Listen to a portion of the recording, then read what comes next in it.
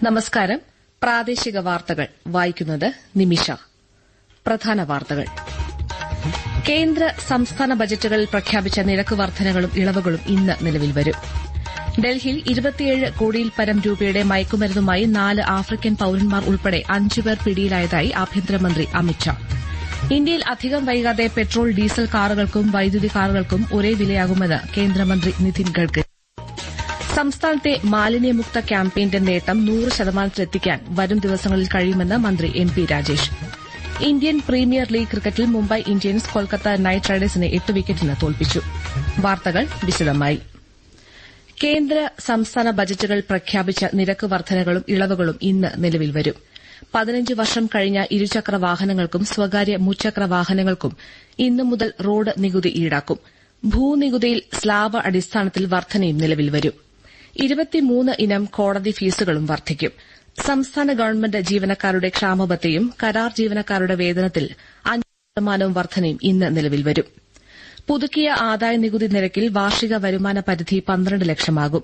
മഹാത്മാഗാന്ധി ഗ്രാമീണ തൊഴിലുറപ്പ് പദ്ധതിയിലെ മിനിമം ദിവസവേതനം സംസ്ഥാനത്ത് 369 രൂപയായി വർദ്ധിക്കും. കേന്ദ്ര ഗവൺമെന്റ് ജീവനക്കാർക്ക് പുതിയ യൂണിഫൈഡ് പെൻഷൻ സ്കീമും ഇന്ന് നിലവിൽ വരും. സംസ്ഥാനത്തെ ട്രഷറികൾ ഇന്ന് തുറന്ന് പ്രവർത്തിക്കും. എന്നാൽ സാമ്പത്തിക ഇടപാടുകൾ ഉണ്ടായിരിക്കില്ലെന്ന് ട്രഷറി ഡയറക്ടർ അറിയിച്ചു. വഖഫ് ഭേദഗതി ബിൽ പാർലമെന്റിൽ അവതരിപ്പിക്കുമ്പോൾ വിശദമായ ചർച്ചയിൽ പങ്കെടുക്കാൻ എല്ലാ രാഷ്ട്രീയ പാർട്ടികളോടും കേന്ദ്രമന്ത്രി കിരൺ റിജിജു അഭ്യർത്ഥിച്ചു. ബില്ല് തയ്യാറാണെന്നും എന്നാൽ ചില നേതാക്കൾ ബില്ലിനെക്കുറിച്ച് സമൂഹത്തെയും രാജ്യത്തെയും തെറ്റിദ്ധരിപ്പിച്ച് നുണകൾ പ്രചരിപ്പിക്കുകയാണെന്നും റിജിജു ന്യൂഡൽഹിയിൽ അറിയിച്ചു. നിരപരാധികളെ വഴിതെറ്റിക്കുന്ന ഇത്തരം പ്രചാരണ ശ്രമങ്ങൾ അപലപനീയമാണെന്നും അദ്ദേഹം മാധ്യമങ്ങളോട് പറഞ്ഞു. ബില്ലിൽ വളരെ വിശദമായ കൂടിയാലോചനകളാണ് സംയുക്ത പാർലമെന്ററി സമിതി നടത്തിയതെന്നും കിരൺ റിജിജു പറഞ്ഞു.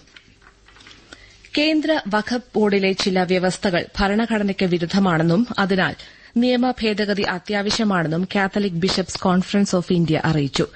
കേരളത്തിലെ മുനമ്പം ഉൾപ്പെടെ ഭൂപ്രശ്നങ്ങൾക്ക് ശാശ്വത പരിഹാരം നിയമ ഭേദഗതിയാണെന്നും രാഷ്ട്രീയ പാർട്ടികളും സാമാജികരും ഈ വിഷയത്തിൽ നിഷ്പക്ഷവും ക്രിയാത്മകവുമായ സമീപനം സ്വീകരിക്കണമെന്നും സിബിസിഐ ആവശ്യപ്പെട്ടു. മുനമ്പത്തെ 600 കുടുംബങ്ങളുടെ ഭൂമിയുടെ യഥാർത്ഥ ഉടമസ്ഥാവകാശം അവർക്ക് പൂർണ്ണമായും പുനഃസ്ഥാപിച്ച് നൽകണമെന്നും സിബിസിഐ അഭ്യർത്ഥിച്ചു. ഇന്ത്യൻ ഭരണഘടനയുടെ തത്വങ്ങൾക്ക് വിരുദ്ധമായ വ്യവസ്ഥകൾ ഭേദഗതി ചെയ്ത് ഭരണഘടന ഉറപ്പു നൽകുന്ന മതന്യൂനപക്ഷങ്ങളുടെ അവകാശങ്ങൾ സംരക്ഷിക്കണമെന്നും സിബിസിഐ ആവശ്യപ്പെട്ടു. രാഷ്ട്രപതി ദ്രൌപദി മുർമു ഇന്ന് മുംബൈയിൽ റിസർവ് ബാങ്കിന്റെ 90ാം വാർഷികാഘോഷ സമാപന ചടങ്ങിൽ പങ്കെടുക്കും. ഇന്നലെ വൈകിട്ട് മുംബൈയിലെത്തിയ രാഷ്ട്രപതിയെ മഹാരാഷ്ട്ര ഗവർണർ സി.പി. രാധാകൃഷ്ണനും ഉപമുഖ്യമന്ത്രി ഏക്നാഥ് ഷിൻഡെയും ചേർന്ന് സ്വീകരിച്ചു. ഡൽഹിയിൽ 27 കോടിയിൽ പരം രൂപയുടെ മയക്കുമരുന്നുമായി 4 ആഫ്രിക്കൻ പൌരന്മാർ ഉൾപ്പെടെ 5 പേർ പിടിയിലായതായി ആഭ്യന്തരമന്ത്രി അമിത്ഷാ അറിയിച്ചു. നൈജീരിയൻ പൌരന്മാരായ ഇവരിൽ നിന്ന് മെത്താംഫെറ്റമിനും എംഡിഎംഎയും കൊക്കൈനും കണ്ടെടുത്തു. വിദേശത്ത് നിന്ന് വൻതോതിൽ മയക്കുമരുന്ന് ഇന്ത്യയിലേക്ക് എത്തിക്കുന്ന സംഘത്തെയാണ് നാർക്കോട്ടിക്സ് കൺട്രോൾ ബ്യൂറോയും ഡൽഹി പോലീസും ചേർന്ന് പിടികൂടിയത്. സ്റ്റുഡന്റ് വിസയുടെ മറവിൽ ഡൽഹിയിലെ സ്വകാര്യ സർവകലാശാലകളിൽ പ്രവേശനം നേടി വൻതോതിൽ മയക്കുമരുന്നും ക്രിപ്റ്റോ കറൻസി ഇടപാടുകളും നടത്തിവരികയായിരുന്നു പിടിയിലായവരെന്നും അമിത്ഷാ സമൂഹമാധ്യമത്തിൽ കുറിച്ചു.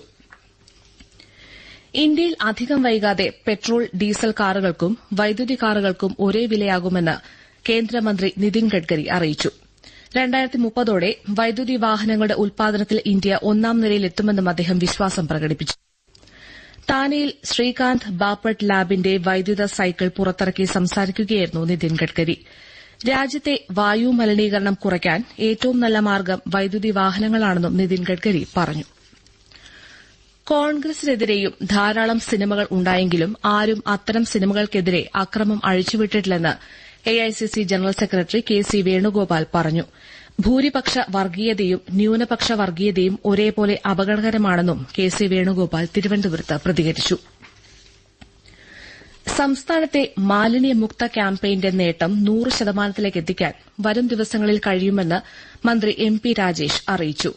എല്ലാത്തരം മാലിന്യങ്ങളുടെയും പരിപാലനം, സമ്പൂർണ്ണ ഡിജിറ്റൽ ട്രക്കിംഗ്, പുനഃചംക്രമണ പാർക്കുകൾ എന്നിവയിൽ കൂടുതൽ ശ്രദ്ധ ചെലുത്തുമെന്ന് മന്ത്രി ഫേസ്ബുക്കിൽ കുറിച്ചു. മാലിന്യക്കൂനകളില്ലാത്ത സംസ്ഥാനമെന്ന ലക്ഷ്യം നേടുക തന്നെ ചെയ്യുമെന്നും 53 മാലിന്യക്കൂനകളിൽ 24 എണ്ണം പൂർണ്ണമായും നീക്കം ചെയ്തുവെന്നും മന്ത്രി അറിയിച്ചു. സംസ്ഥാനത്തെ ആശാവർക്കർമാരുടെ രാപ്പകൽ സമരം ഇന്ന് 51ാം ദിവസത്തിലേക്ക് കടന്നു. നിരാഹാര സമരവും തുടരുകയാണ്. തലമുണ്ടനം ചെയ്തവർ പ്രതിഷേധിക്കേണ്ടത് ഡൽഹിയിലാണെന്നും വെട്ടിയ തലമുടി കേരളത്തിലെ കേന്ദ്രമന്ത്രിമാർ വഴി കേന്ദ്ര ഗവൺമെന്റിന് കൊടുത്തയക്കണമെന്നും മന്ത്രി വി ശിവൻകുട്ടി പറഞ്ഞു. സെക്രട്ടേറിയറ്റിനു മുന്നിൽ ആശാവർക്കർമാർ തലമുണ്ടനം ചെയ്ത് പ്രതിഷേധിച്ച സംഭവത്തോട് സാമൂഹ്യ മാധ്യമത്തിൽ പ്രതികരിക്കുകയായിരുന്നു മന്ത്രി. ബിജെപിയുടെ പ്രാദേശിക ജനപ്രതിനിധികൾ സമരത്തിൽ നുഴഞ്ഞുകയറിയെന്നും കേന്ദ്ര തൊഴിൽ മന്ത്രിക്ക് കത്തയച്ചിട്ട് ഒരു മറുപടിയും ലഭിച്ചില്ലെന്നും ശിവൻകുട്ടി കുറ്റപ്പെടുത്തി. പ്രാദേശിക വാർത്തകളാണ് കേൾക്കുന്നത്. പൈങ്കുനി ഉത്രം ഉത്സവത്തിനും വിഷുപൂജകൾക്കുമായി ശബരിമലയിൽ വൈകിട്ട് നട തുറക്കും. തുടർച്ചയായ 18 ദിവസം ദർശനത്തിന് അവസരമുണ്ടായിരിക്കും.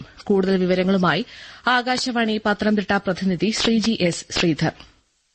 ശബരിമലയിൽ 10 നാൾ നീണ്ട പൈങ്കുനി ഉത്രം മഹോത്സവം മേടമാസ വിഷുപൂജകൾക്കായി ക്ഷേത്രനട തുറന്ന് ദീപം തെളിക്കും. നാളെ രാവിലെ 9:45നും 10:45നും മധ്യേ തന്ത്രി കണ്ഠര് രാജീവര്, കണ്ഠര് ബ്രഹ്മദത്തൻ എന്നിവരുടെ മുഖ്യ കാർമ്മികത്വത്തിൽ കൊടിയേറ്റ് ചടങ്ങു നടക്കും. ഈ മാസം 10ന് രാത്രി ശരംകുത്തിയിൽ പള്ളിവേട്ടയും 11ന് രാവിലെ പമ്പയിൽ അയ്യപ്പസ്വാമിക്ക് ആറാട്ടും നടക്കും. വിഷുദിനമായ 14ന് രാവിലെ 4 മുതൽ 7 വരെ വിഷുക്കണി ദർശനവും തന്ത്രി മേൽശാന്തി എന്നിവരുടെ നേതൃത്വത്തിൽ വിഷു കൈനീട്ടവും തുടർന്ന് 7 മുതൽ അഭിഷേകങ്ങളും നടക്കും. മേടമാസ പൂജകൾ കൂടി പൂർത്തിയാക്കി ഈ മാസം 18ന് രാത്രി 10നാണ് നട അടയ്ക്കുക.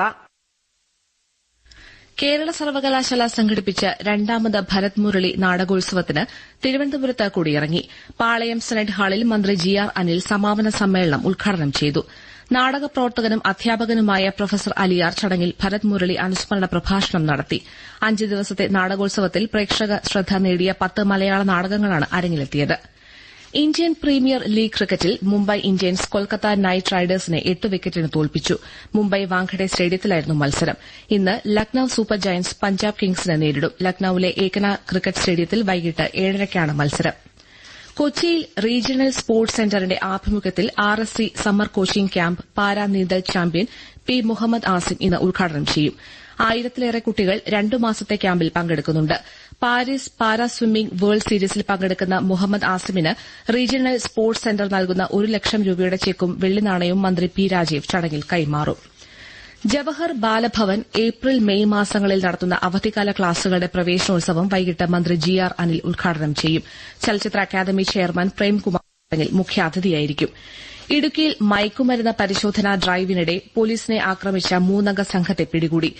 അടിമാലി കുമളി ദേശീയപാതയിലെ 200 ഏക്കർ അമ്പലപ്പടിയിൽ കരിമ്പ് ജ്യൂസ് കടയ്ക്ക് സമീപമായിരുന്നു ആക്രമണം. അക്ഷയ് ജയൻ, രാഹുൽ ഷാജി, ജസ്റ്റിൻ ജോൺസൺ എന്നിവരാണ് അറസ്റ്റിലായത്. കേരള സർവകലാശാലയുടെ 3ാം സെമസ്റ്റർ MBA പരീക്ഷയുടെ ഉത്തരക്കടലാസുകൾ കാണാതായ സംഭവത്തിൽ വൈസ് ചാൻസലർ വിളിച്ച യോഗം ഇന്ന് ചേരും. ഈ വിഷയം നേരത്തെ അറിഞ്ഞില്ലെന്ന ഉദ്യോഗസ്ഥരുടെ വാദമടക്കം കാര്യങ്ങൾ യോഗം ചർച്ച ചെയ്തേക്കും.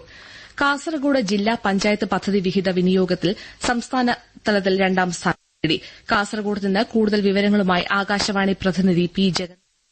പ്ലാൻ ഫണ്ട് ജനറൽ വിഭാഗത്തിൽ അനുവദിച്ച 22.10 കോടി രൂപയിൽ 21 കോടി രൂപയും ചെലവഴിച്ചു. പട്ടികജാതി വിഭാഗത്തിൽ അനുവദിച്ച 4.58 കോടി രൂപയിൽ 4.06 കോടിയും പട്ടികവർഗ വിഭാഗത്തിൽ അനുവദിച്ച 4.67 കോടി രൂപ പൂർണ്ണമായും ചെലവഴിച്ചു. റോഡ് മെയിന്റനൻസ് ഫണ്ട് ഇനത്തിൽ 7.44 കോടി രൂപയും റോഡിതര മെയിന്റനൻസ് ഇനത്തിൽ 26.12 കോടി രൂപയും ധനകാര്യ കമ്മീഷൻ ഗ്രാന്റ് ഇനത്തിൽ ലഭിച്ച തുകയിൽ 7.4 കോടി രൂപയും ചെലവഴിച്ചാണ് ജില്ലാ പഞ്ചായത്ത് ഈ നേട്ടം കരസ്ഥമാക്കിയത്. ഇന്ത്യയിൽ ആദ്യമായി പെൺകുട്ടികൾക്ക് വേണ്ടി ഗർഭാശയകൾ ക്യാൻസർ നിർമ്മാർജ്ജന വാക്സിൻ ലഭ്യമാക്കുന്നതിനുള്ള പദ്ധതികൾ ജില്ലാ പഞ്ചായത്ത് ഏറ്റെടുത്തു.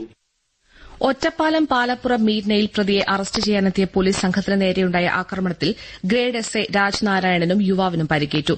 ഇന്നലെ രാത്രിയാണ് ഇരുവിഭാഗങ്ങൾക്കിടയിലെ സംഘർഷം പരിഹരിക്കാനെത്തിയ പോലീസിന് നേരെ ആക്രമണമുണ്ടായത്. കോഴിക്കോട് മലാപ്പറമ്പിലെ സ്കൂൾ ഹോസ്റ്റലിൽ നിന്ന് കാണാതായ വിദ്യാർത്ഥിയെ കണ്ടെത്തി. ബീഹാർ സ്വദേശിയായ 13-കാരനെയാണ് പൂനെയിൽ നിന്ന് കോഴിക്കോട് സിറ്റി പോലീസ് സംഘം കണ്ടെത്തിയത്. കുട്ടിയുമായ സംഘം ഇന്ന് കേരളത്തിലേക്ക് യാത്ര തിരിക്കും. പ്രധാന വാർത്തകൾ വീണ്ടും. കേന്ദ്ര സംസ്ഥാന ബജറ്റുകളിൽ പ്രഖ്യാപിച്ച നിരക്ക് വർധനകളും ഇളവുകളും ഇന്ന് നിലവിൽ വരും.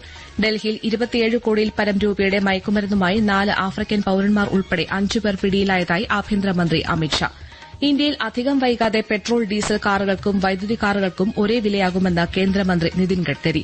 സംസ്ഥാനത്തെ മാലിന്യമുക്ത ക്യാമ്പയിന്റെ നേട്ടം 100%ലേക്ക് എത്തിക്കാൻ വരും ദിവസങ്ങളിൽ കഴിയുമെന്ന് മന്ത്രി MP Rajesh. Indian premier league ക്രിക്കറ്റിൽ മുംബൈ ഇന്ത്യൻസ് കൊൽക്കത്ത നൈറ്റ് റൈഡേഴ്സിനെ 8 വിക്കറ്റിന് തോൽപ്പിച്ചു. പ്രാദേശിക വാർത്തകൾ കഴിഞ്ഞു.